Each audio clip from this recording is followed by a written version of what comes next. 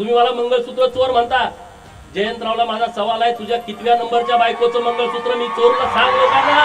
ही मंगळसूत्र चोरीची नेमकी भानगड काय, हे समजा सुरू कुठनं झालं तर 2009 साली हा विषय झाला होता. त्याचं झालं असं, गोपीचंद पडळकर कार्यकर्त्यांसोबत एका लग्नाला गेले होते. स्टेजवर जाताना धक्काबुक्कीचं निमित्त झालं आणि भांडणं लागली. आता ज्यांच्यासोबत भांडणं झाली त्यांची राष्ट्रवादीच्या नेत्यांबरोबर घष्टन होती. त्यांनी कार्यकर्त्यांना उचकावलं आणि दोन्ही गट एकमेकांना भिडले. तेव्हा काही महिला भांडण सोडवायला मध्ये गेल्या असताना एका वयस्कर महिलेसोबत धक्काबुक्कीचा प्रकार झाला. पुढे याच महिलेनं 8 जणांविरुद्ध मंगळसूत्र चोरी आणि मारामारीचा गुन्हा दाखल केला. यात पडळकर यांना सुद्धा अटक झाली होती.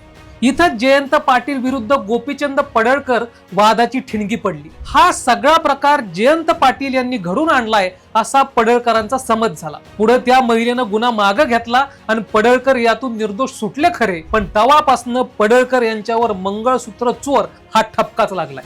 जयंत पाटील आणि पडळकर यांचा हा जुना वाद आता इतका विकोपाला गेलाय की जयंत पाटील हे राजाराम बापू पाटील यांची औलाद नाही असं विधान पडळकरांनी केलंय. या विधानाबद्दल तुम्हाला काय वाटतं ते आम्हाला कमेंटमध्ये नक्की सांगा आणि जबरी खबरी चॅनलला सबस्क्राईब करायला विसरू नका.